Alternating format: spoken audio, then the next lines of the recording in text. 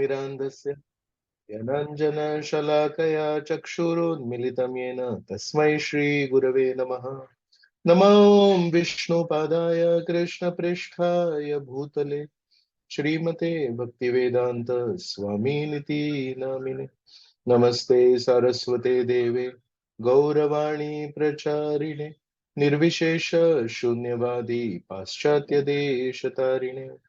जय श्री कृष्ण चैतन्य प्रभु नित्यानंद श्री अद्वैत गदाधर श्रीवासदि गौर भक्त वृंद। हरे कृष्ण कृष्ण कृष्ण हरे हरे, हरे राम राम राम हरे हरे। तो सभी भक्तों का बहुत बहुत स्वागत और मेरे तरफ से बहुत बहुत आभार कि आप ये जो जपा सेशन ऑर्गेनाइज करते हैं। बहुत ही अच्छी चीज है ये, साथ में आके जपा करना। कल महाशिवरात्रि का बहुत ही पवित्र दिन था, तो उसको ध्यान में रखते हुए हम कुछ चर्चा करेंगे। साधारण तौर पे शंकर जी के बारे में हम जब चर्चा करते हैं तो कई बार वृकासुर की कथा कहते हैं कि कैसे श्री कृष्ण भगवान ने शंकर जी को बताया। श्रीमद् भागवत में 12वें स्कंद में और एक कथा है, उसके बारे में हम थोड़ी चर्चा करेंगे।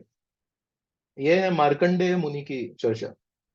तो हमारे वेदों में बताया गया है कि मार्कंडेय मुनि शायद जो ऋषि मुनि है उसमें सबसे ज्यादा दीर्घायुषी व्यक्ति है। उनकी जो आयु है बहुत ज्यादा है। कितनी है? 6 मनवंतर तक उन्होंने तपस्या की है। 6 मनवंतर कितने हो गए? एक मनवंतर मतलब 71 चतुर्युग। सत्य त्रेता द्वापर कली एक चतुर्युग है, और एक चतुर्युग है 43,20,000 ईयर्स। तो एक चतुर्युग 43,20,000 ईयर्स है। वैसा 71 चतुर्युग इज 1 मनवंतर। वैसा मार्कंडेय मुनि ने 6 मनवंतर तक केवल तपस्या की है, और इतनी तपस्या करके उनको सारे ऋषि मुनियों में बुजुर्ग माना जाता है। तो इतनी तपस्या करके इंद्र को तकलीफ हो गई, तो इंद्र ने उनकी परीक्षा की, जो इंद्र हमेशा सब ऋषि मुनियों के साथ करते हैं। लेकिन उसमें भी वो पास हो गए। उनको तिनका भर भी फर्क नहीं पड़ा।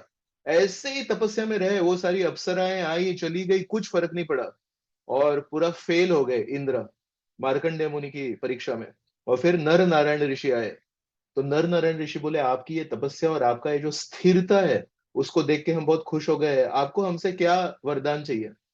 तो इन्होंने उनको बहुत प्रशंसा की और बोले, मेरे मन में केवल एक ही इच्छा है। मैं जानता हूं कि आपका दर्शन लेला सर्वोच्च स्थिति है।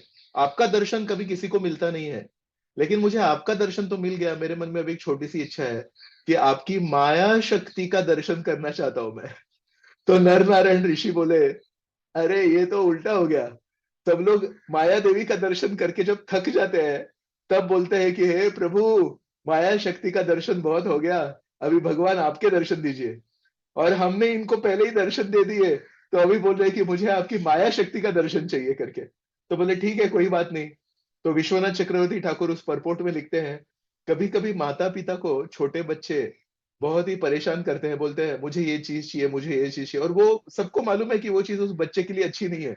लेकिन माता पिता बोलते हैं अभी थोड़ा ना बड़ा होने की जरूरत है, इस व्यक्ति को बड़ा होने की जरूरत है।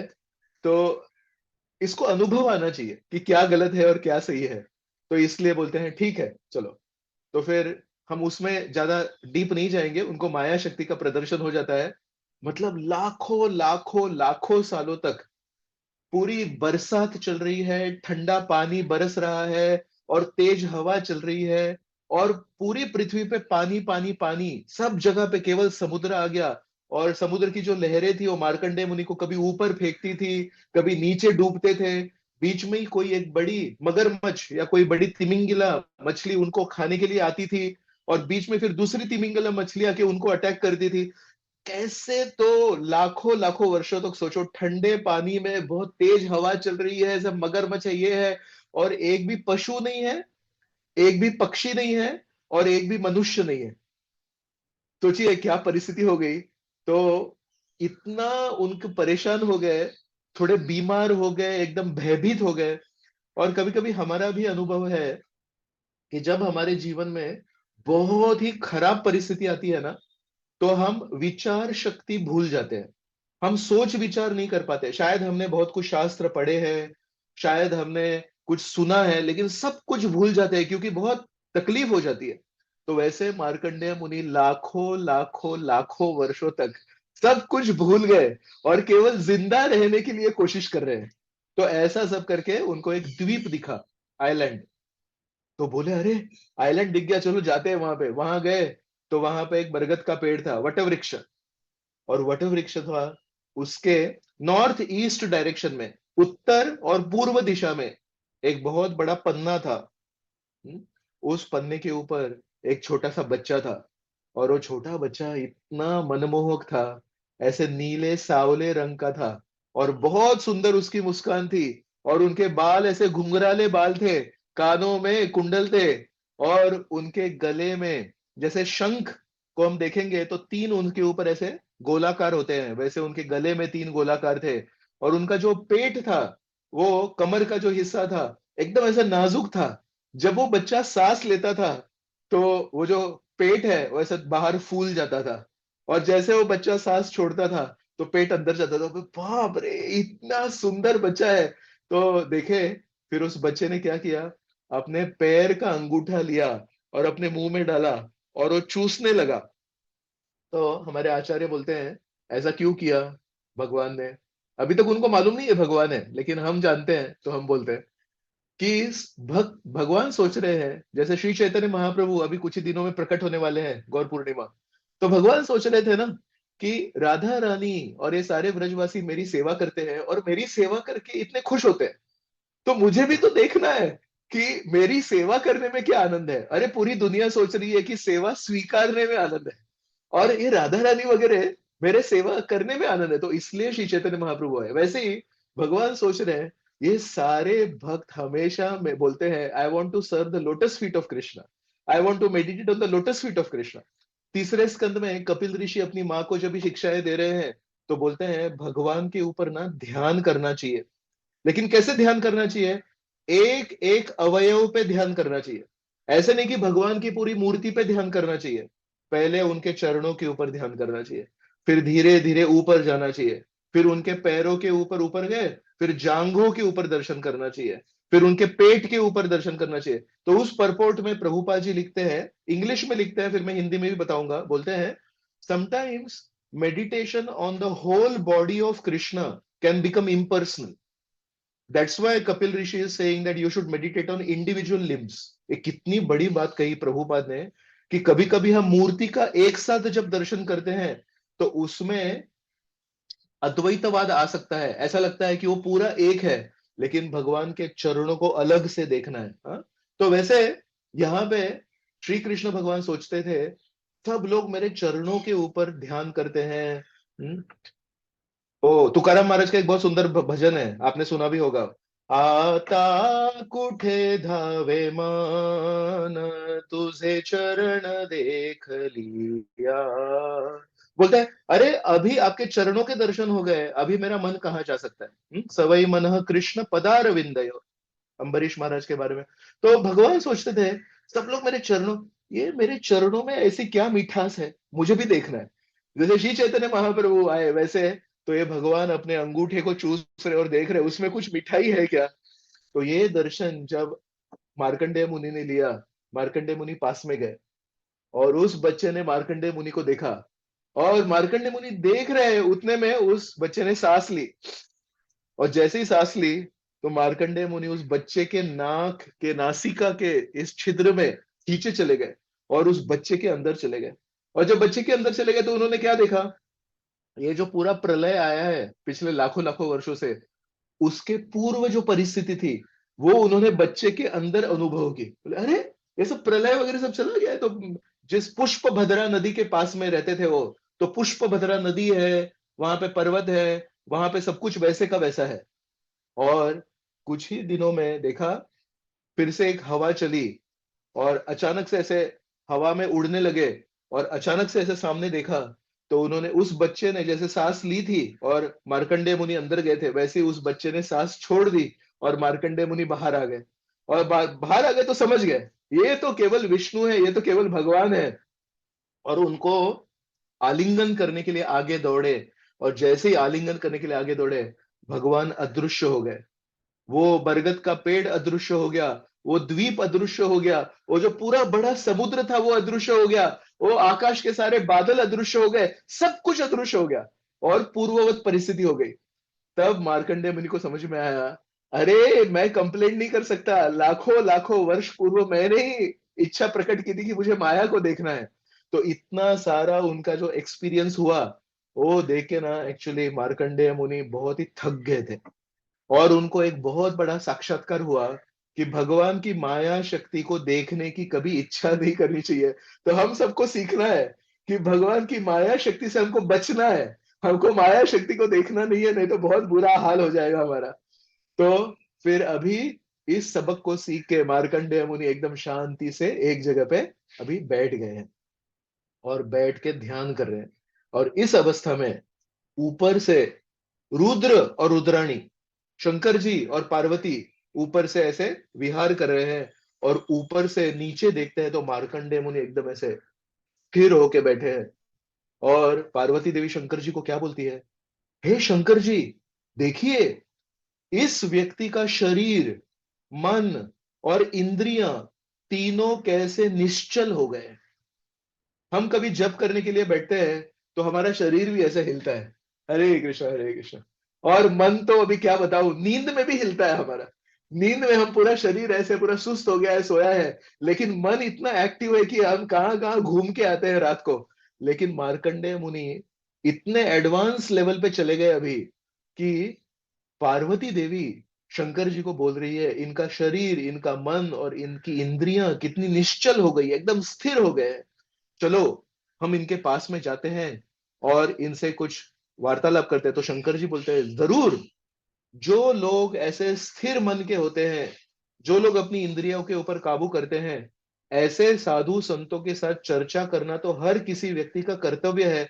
चलो हम दोनों जाते हैं और उनसे वार्तालाप करते हैं। तो कल बाबुलनाथ मंदिर, यहाँ राधा गोपीनाथ मंदिर के पास में ही है, बाबुलनाथ में कल कितनी बड़ी लाइन थी।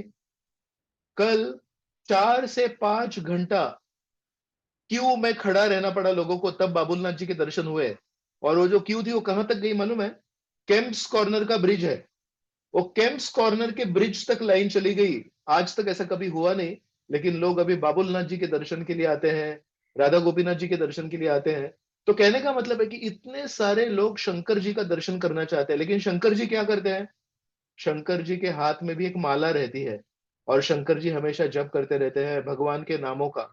भगवान का नामों का जप करते करते जब कोई व्यक्ति आके उनको कुछ भौतिक इच्छा प्रकट करता है, शंकर जी के पास जाने वाले लोग तो अधिकतर ऐसे ही होते हैं, वैष्णव लोग शंकर जी के पास जाते हैं लेकिन बहुत कम रहते हैं, बाकी तो सारी जनता जाती है। तो शंकर जी का एक नाम है आशुतोष। आशुतोष मतलब बहुत जल्दी प्रसन्न हो जाते हैं और बहुत जल्दी वरदान दे देते हैं। तो ऐसा क्यों है, शंकर जी बहुत जल्दी वरदान क्यों देते हैं? आप शंकर जी की दृष्टि से सोचिए। शंकर जी हमेशा ध्यानस्थ रहते हैं, हमेशा एकदम सादगी से पेश आते हैं। उनका लाइफस्टाइल एकदम सिंपल है, उनके वस्त्र एकदम सिंपल हैं, उनके अंगुलियों में अंगूठी भी नहीं है, उनके गलों में सोने के हार नहीं है, कुछ भी आभूषण नहीं है उनके पूरे शरीर पे। और कौन है, सूर्य देव को देखिए। सूर्य देव एक देवता है, लेकिन कैसे सोने के आभूषण रहते हैं, पुष्प की माला रहती है। इंद्रदेव को देखिए, कैसे उनके पूरे शरीर पे इतने आभूषण है। ये सारे, ब्रह्मा जी को देखिए, पूरे एकदम अच्छे सुशोभित रहते हैं। लेकिन ये सारे देवताओं के ऊपर एक व्यक्ति है जिनका नाम है महादेव। वो देव नहीं है, सूर्य देव, इंद्र देव, चंद्र देव, वायु देव, वरुण देव, इनको सब हम देव कहते हैं। लेकिन शंकर जी कौन है, महादेव। महादेव मतलब विशेष देव है ये, महान व्यक्ति है, देवताओं में भी महान माने जाते हैं। लेकिन ये व्यक्ति इन सारे देवताओं के ऊपर होते हुए भी गले में कभी कोई आभूषण नहीं पहनते। ऐसा क्यों? क्योंकि उनको मालूम है असली धन सोना नहीं है, असली धन शक्ति नहीं है, असली धन है भगवान के नाम का जप। असली धन है जब भगवान हमको आज्ञा देते हैं, हे मुझे आपसे कुछ सेवा चाहिए, उस आज्ञा पालन करना और उस सेवा को करना। जब समुद्र मंथन हुआ, समुद्र मंथन के समय पे जब विष बाहर आया, किसी को पता नहीं कि इस विष को कैसे हैंडल करना चाहिए। इतना जहरीला विष था, सारे देवता डर गए, सारे असुर डर गए। तब भगवान विष्णु ने कहा, इस विष को हैंडल करने के लिए केवल एक ही व्यक्ति है, वो है शंकर जी। तो शंकर जी को बोला था, शंकर जी क्या सोच रहे हैं? तप्यन्ते लोक तापेन साधवो प्रायशो जना, परम आराधनम ही तत् पुरुषस्य अखिलात्मनः। सुखदेव गोस्वामी शंकर जी का वर्णन करते हुए 8वें स्कंद में कहते हैं, तप्यन्ते लोक तापेन। शंकर जी के जीवन में कोई ताप नहीं है, शंकर जी के जीवन में कोई तकलीफ नहीं है, लेकिन शंकर जी के जीवन में जो भी ताप है वो क्या है? लोक तापेन। जब अन्य लोगों को तकलीफ होती है तो शंकर जी को तकलीफ होती है। शंकर जी की गुणगान करते हुए एक श्लोक बहुत सारे लोग गाते हैं, कर्पूर गौरम करुणावतारम संसार सारम भुजगेंद्रहारम। तो उसमें एक बहुत इंपॉर्टेंट शब्द है, करुणावतारम। शंकर जी को कहा है एक करुणा के अवतार है, हमेशा दूसरों के बारे में दया भावना से सोचते हैं। तो इसलिए जब विष को प्राशन करना है, कोई आगे नहीं जाता है। अरे विष को कौन हैंडल करेगा? हमारे सामने भी जब कोई समस्या होती है तो सब लोग पीछे हट जाते हैं, बोलते हैं प्रभु जी ये समस्या को हैंडल हम नहीं करेंगे, कुछ अच्छी चीज है तो बताओ, हम लोग वहां पे आएंगे। लेकिन जब कोई प्रॉब्लम होता है, जब विष फैल रहा है, उसको हैंडल करने के लिए कोई नहीं आता है। उसको हैंडल करने के लिए शंकर जी सामने आते हैं और शंकर जी ने उसको प्राशन किया। क्यों प्राशन किया? भगवान की आज्ञा है, भगवान ने बोला है कि शंकर जी इसको हैंडल करना चाहिए। भगवान का आज्ञा पालन करते हुए शंकर जी ने विष को प्राशन किया। और क्योंकि भगवान का आज्ञा पालन करते हैं, भगवान का नाम स्मरण करते हैं, हरे कृष्ण हमेशा कहते रहते हैं, इसलिए आवाज कहां से आती है? गले से आती है। हमारा वॉइस बॉक्स कहाँ है? गले में है। इसलिए उन्होंने जब वो विष को प्राशन किया तो भगवान ने उनको ऐसे एडजस्ट कर लिया, अरे इन्होंने मेरे आज्ञा पालन किया, ये हमेशा मेरा नाम स्मरण करते हैं। तो वो विष जो है वो गले तक आ गया और शंकर जी का आभूषण बन गया। जो शंकर जी कभी कोई आभूषण नहीं पहनते, जो शंकर जी कभी कोई जेवर नहीं पहनते, उनको भगवान श्री कृष्ण ने आभूषण दे दिया। शंकर श्री कृष्ण भगवान का पूरा शरीर नीला है, लेकिन श्री कृष्ण भगवान ने अपने सेवक को कर्पूर गौरम, कर्पूर मतलब कैम्फर, कापूर मराठी में, तो उसका कलर कैसा होता है? एकदम सफेद होता है। तो शंकर जी का पूरा रंग जो है एकदम पांड्रे शुभ्र, सफेद शुभ्र है वो। लेकिन उनके ऊपर श्री कृष्ण भगवान ने अपने रंग का एक उनको नीलकंठ दे दिया। तो सोचिए, ये जो शंकर जी है हमेशा भगवान के आज्ञा पालन करते हैं और भगवान का नाम स्मरण करते हैं। तो सारे लोग उनके पास जाके जब ये भौतिक इच्छाएं प्रकट करते हैं तो शंकर जी सोचते हैं, अभी मैं इसको अगर ये इच्छा प्रदान नहीं करूंगा ना, तो ये मेरा जो नाम जप जल रहा है इसमें ये बाधा करेगा। मैं अपना नाम जप करूँ या क्यों? शंकर जी मुझे ये चाहिए, और मैं दूं ही नहीं तो ये इधर ही बैठेगा 10 मिनट और बोलेगा मुझे चाहिए मुझे चाहिए, तो मेरा नाम जप में बाधा नहीं आनी चाहिए। तो बोलते हैं क्या चाहिए तुझे? ये चाहिए, जा लेके जा, जा जल्दी जा, लेकिन मुझे नाम जप करने दे। तो उनको लगता है असली धन सेवा है, असली धन नाम जप है, और उस नाम जप में, उस सेवा में बाधा नहीं आनी चाहिए। इसलिए जल्दी जल्दी सब वरदान देते थे, आशुतोष जाओ जाओ जल्दी दूर चले जाओ, लेकिन मुझे मेरा नाम जप करने दो। तो शंकर जी ने देखा कि मार्कंडेय मुनि भी उसी अवस्था में है, नाम स्मरण कर रहे हैं, भगवान को ध्यान कर रहे हैं।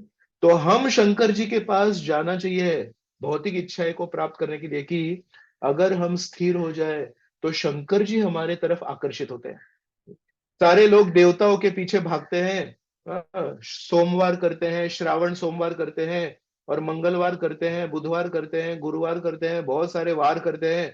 लेकिन शंकर जी अपनी पत्नी के साथ जब जा रहे हैं तो मार्कंडेय मुनि ने उनको आकर्षित किया। सोचिए मार्कंडेय मुनि में कितनी शक्ति है। और ये शंकर जी सामने आ गए, लेकिन मार्कंडेय मुनि इतने स्थिर है, उन्होंने जाना ही नहीं कि शंकर जी और पार्वती सामने आ गए। तो सोचिए इनका कितना स्थिर मन है। तो शंकर जी ने अपने को विस्तारित किया और सूक्ष्म रूप में मार्कंडेय मुनि के हृदय में चले गए। और मार्कंडेय मुनि ने हृदय में शंकर जी को देखा, तब उनको समझ में आया शंकर जी आए हैं। आंखें खोल दी, देखा तो सामने उमा है और सामने शंकर जी है।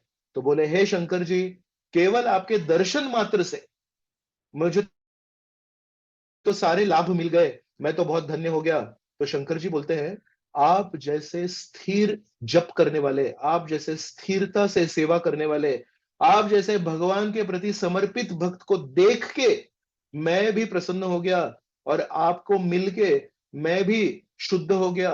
और ऐसे जितने भी भक्त हैं जो भगवान की सेवा करते रहते हैं, उनको मैं हमेशा सहायता करता हूं।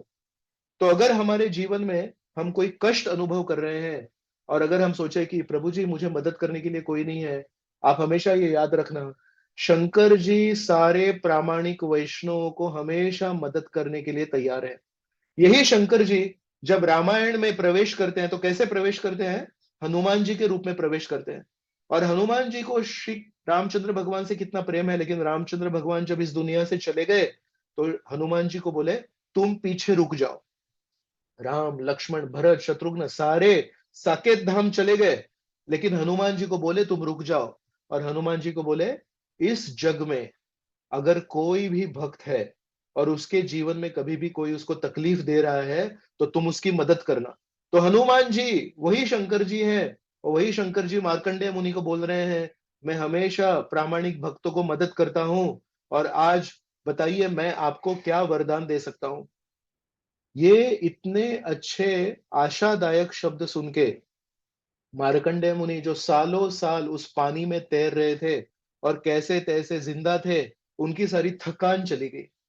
शंकर जी के ये मीठे बोल सुन के एकदम पूरे फ्रेश हो गए।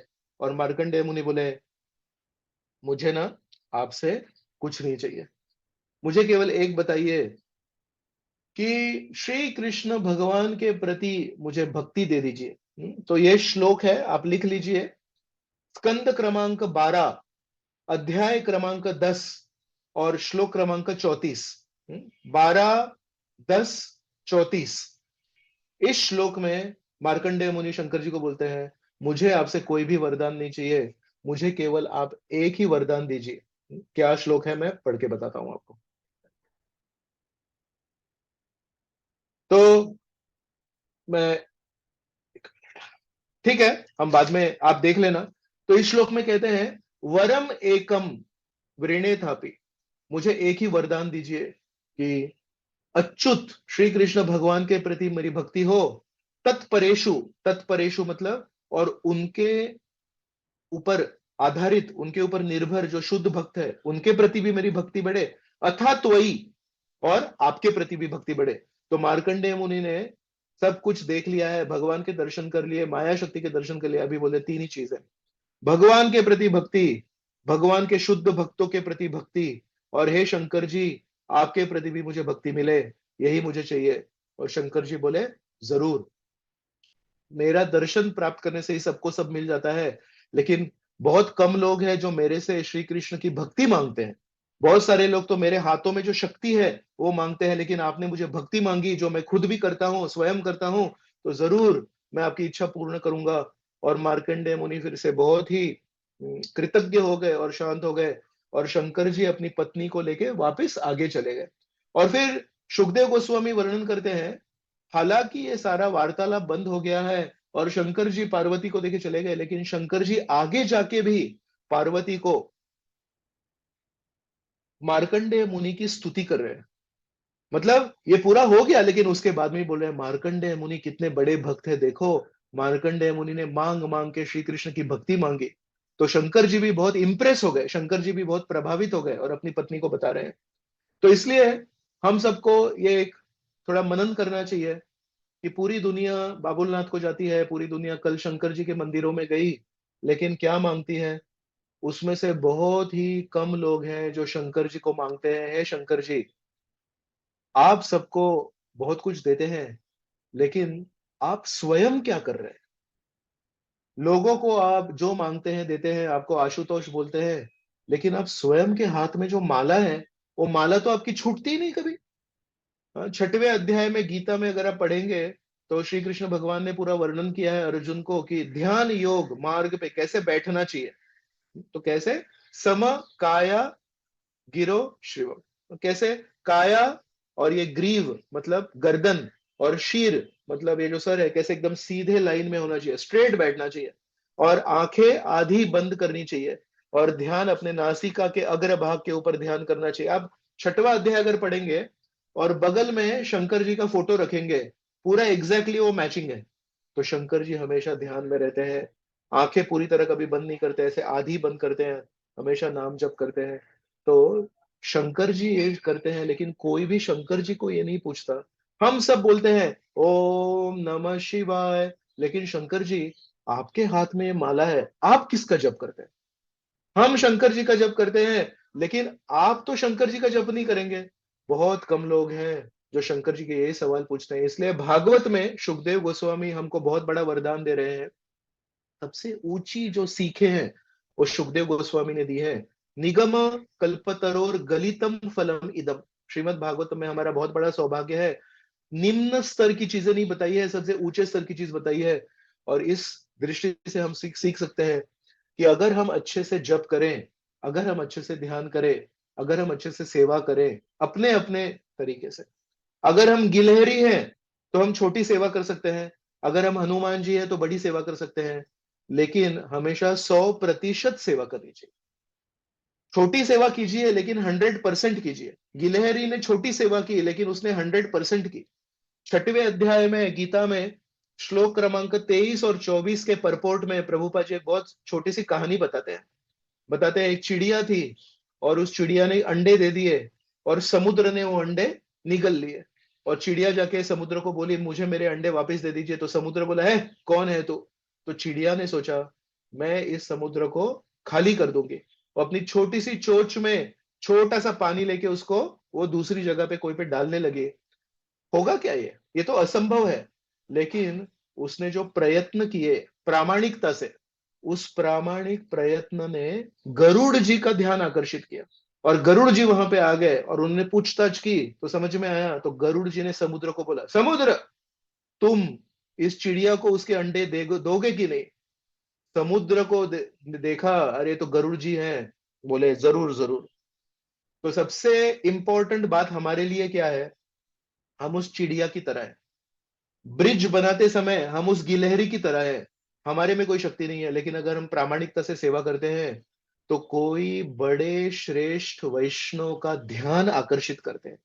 और इससे भी सबसे बहुत बड़ी इंपॉर्टेंट चीज ये है कि जब चिड़िया ने उस समुद्र को खाली करने का प्रयास शुरू किया, एक एक चोंच भर के, तब चिड़िया को मालूम नहीं था कि गरुड़ जी देख रहे हैं।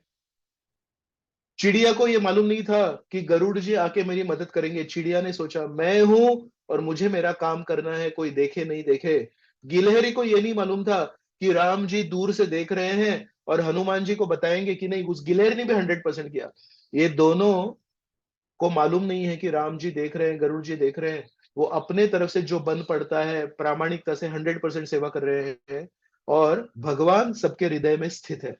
तो भगवान देखते हैं कि कौन प्रामाणिकता से करे कौन नहीं कर रहा है। और जब हम प्रामाणिकता से करते हैं 100%, 100% करते हैं, तो भगवान किसी श्रेष्ठ वैष्णव को भेजते हैं या अपनी स्वयं की कृपा देते हैं, और हमको बोलते हैं तुमने प्रामाणिकता से सेवा की, मैं ये जानता हूं। तो इसलिए शंकर जी, भगवान, गरुड़ जी, ये सारे प्रामाणिक सेवा, प्रामाणिक जप, प्रामाणिक हमारी आस्था के प्रति आकर्षित होते हैं। तो आज हम भगवान से प्रार्थना कर सकते हैं, शंकर जी से प्रार्थना कर सकते हैं कि जप करते समय अगर हम अच्छे से सेवा करेंगे तो उस सेवा का प्रभाव हमारे जप पे होगा, और जप अगर अच्छे से करेंगे तो जप का प्रभाव सेवा पे होगा। ये दोनों इंटरकनेक्टेड है।